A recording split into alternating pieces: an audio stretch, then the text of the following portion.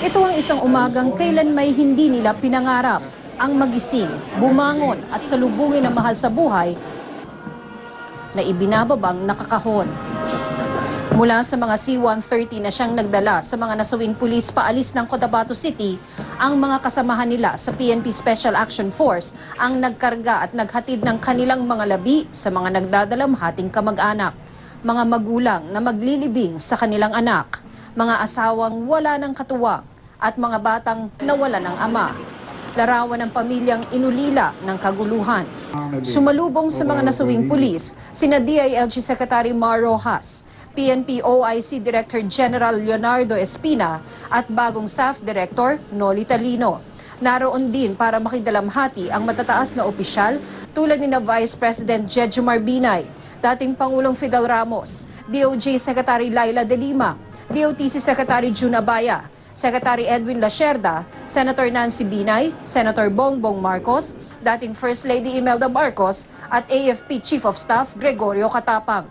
Pero wala si Pangulong Noynoy Aquino. Sumumpa silang handa silang magbuwis ng buhay para sa bayan. Pero masarap mang matawag na bayani, walang-wala ito sa tindi ng kalungkutang iniwan sa mga kaanak. Ang ilan nahimatay pa sa tindi ng pagdadalamhati. Hindi lang pagkadismaya, kundi galit din ang bumabalot sa puso ng ilang mga naiwan. Lahat ng go signal na yan, kung ano pa man, ang Diyos mismo alam niya yun. Kaya kung sino man ang mananagot siya sa Diyos. Sigaw ng mga nabiyuda, may manindigan sana at umako sa sinapit ng kanilang mga asawa. Galit po. Kasi po, parang sila na nga yung biktima. Sila pa yung sinisisi nila. Hindi sila susugot dun sa area na yun.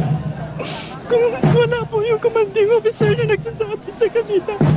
Yung mga official po na mali-mali po yung mga utos nila, kaya yung mga tauhan nila na napapahamak.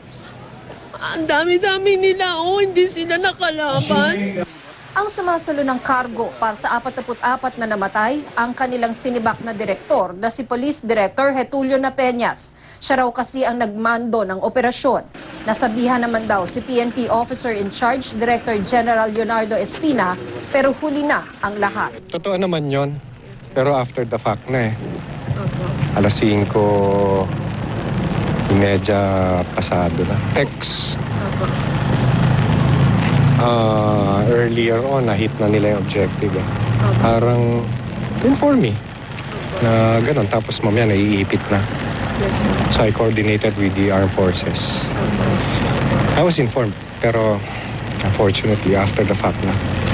Yung ano kasi, yung planning importante dyan. I was not in the loop. At ang tumatayong leader ngayon ng PNP, galit din daw sa sinapit ng kanyang mga kasama. Tinatanong ko lang bakit na baril sa mukha yung ibang mga kasama ko. No? Tinatanong ko yan. Bakit overkill? Sa Camp Bagong Diwa sa Taguig kung saan inihanda ang burol ng mga nasawing SAF, ang mga kalalakihan sa pamilya ang humalili. Pinilit nagpakatatag pero nadala sa silakbo ng damdamin. Masakit sa ibang yun. Galit po kayo saan, kanino? Doon po sa mga taong umas lang.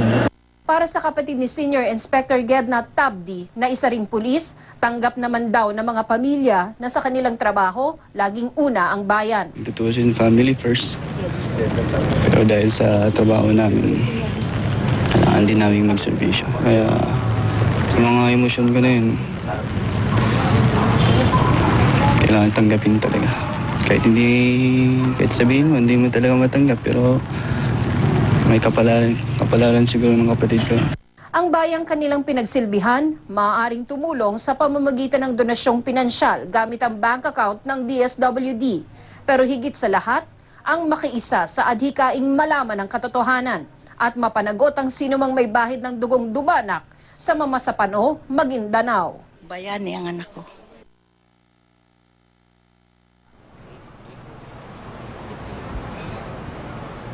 Jessica, itong nakikita mo sa aking likuran, yung puting struktura, yan ang multi-purpose hall dito sa Camp Bagong Diwa sa Taguig. Diyan ilalagak ang mga labi ng mga nasawing SAF at diyan din gagawin ang necrological services alas 10 ng umaga bukas na dadaluhan ni Pangulong Noynoy Aquino. Sa mga oras nito, Jessica, ay wala pa rin ni isa mang labi ng nasawing SAF na dumarating dito sa Camp Bagong Diwa sa Taguig.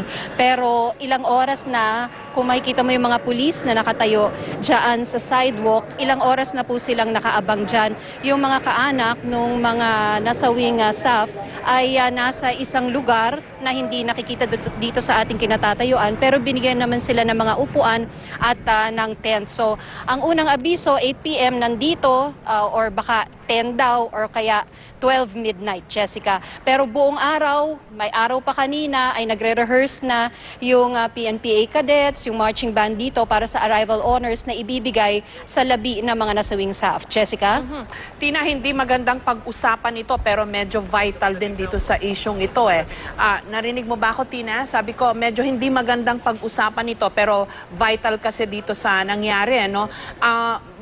Sabi na rin kasi ni General Espina, gusto niyang matanong, no? Bakit may mga tama sa mukha yung mga PNP SAF?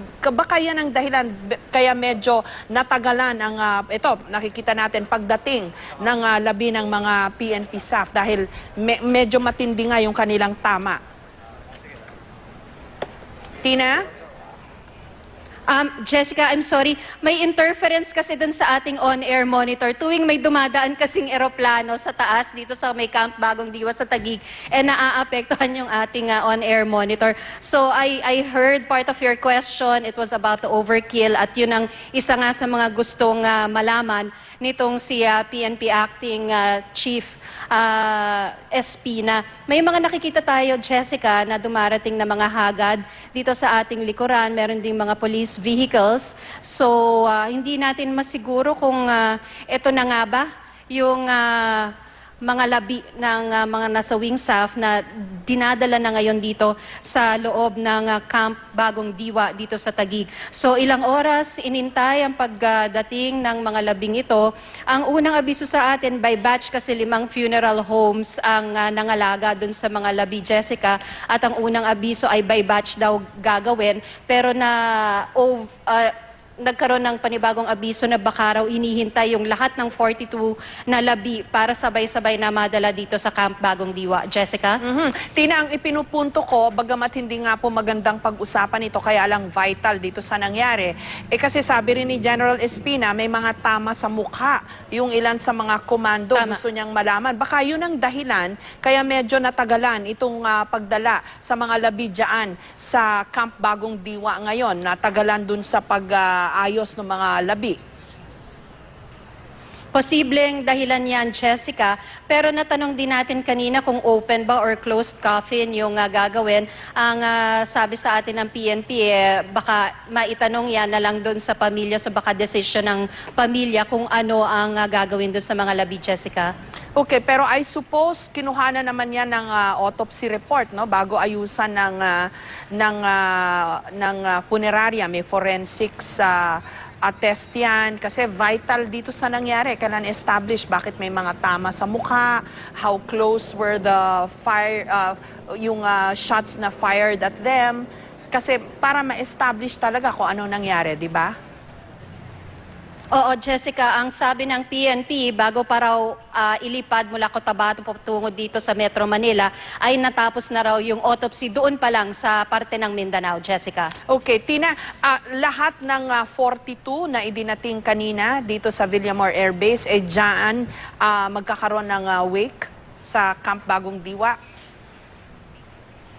Tama yan, Jessica. First 2 days dito ilalaga kasama dun sa necrological services bukas.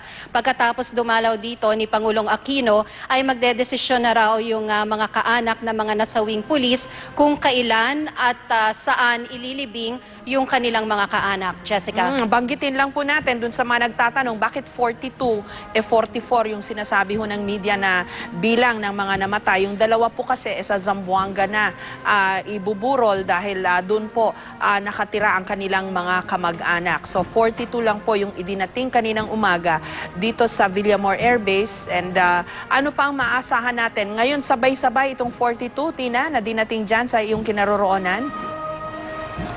I'm not sure, Jessica, about the numbers, pero nagsimula nang dumating yung, kasi kada coffin, isang karo ng patay yung naghahatid dito. From our vantage point, hindi natin mabilang kung ilan yung mga dumating na karo ng patay. Sa ngayon, naririnig mo sa aking likuran, Jessica, na nagsimula na yung arrival honors na ibinibigay dito sa mga tinatawag na nating fallen heroes, the fallen 44, na nasawi sa Maguindanao. Jessica.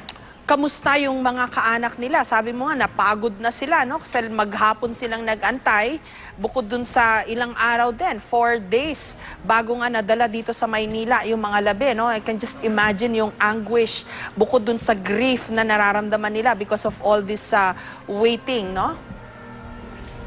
Oo, Jessica, nandun sila sa isang field dito. Nasa likod sila nung mga PNP cadets na kasama dun sa nagbibigay ng arrival honors. Marami, syempre, yung emotional, lalo na nung nakita nilang dumating na yung labi ng kanilang mga kaanak. At lalo nang nakakapanindig balahibo kasi yung naririnig mong background na tinutugtog ng PNP marching band sa ating likuran. Talagang very solemn yung okasyon, tahimik ang lahat. At mararamdaman mo talaga na kahit hindi ka anak nung mga nasawing SAF, talagang nagdadalamhati. This is a big loss talaga for them, Jessica. Sino-sinong mga VIP ang nandyan sa mga oras na ito, Tina, to condole and be with the families? Earlier, we saw PNP Acting Chief Espina, pero dito kasi sa kinatatayuan ko ay hindi ko sigurado. Puro mga nakatalikod kasi. At saka nung naglalakad ako patungo dito sa ating lugar, hindi ko napansin yung mga top brass ng PNP. Ngayon na lang kasi naglabasan mula sa loob ng multipurpose hall, Jessica. Okay, itong nakikita po natin ngayon, parang kaninang umaga din, no, Tina? Medyo, ewan ko, how would they classify itong honors na ibinibigay ngayon dito sa mga nasawing SAF commandos? May slow walk yung mga tiga-SAF din, colleagues nila itong mga kinakarga nila, may banda. Anong description ng mga tiga-PNP dito sa honors na iginagawad ngayon, Tina, dyan sa kanila? Ang sabi ng PNP NCR PO Jessica, ang tawag pa rin dito ay arrival honors, at yung nakita natin kaninang umaga sa Villamor Air Base, yun din mismo ang matutunghayan natin ngayong gabi dito sa Camp Bagong Diwa. Okay, Tina, keep us updated. Maraming salamat sa iyo. Tina Panganiban Perez mula sa Camp Bagong Diwa sa Taguig.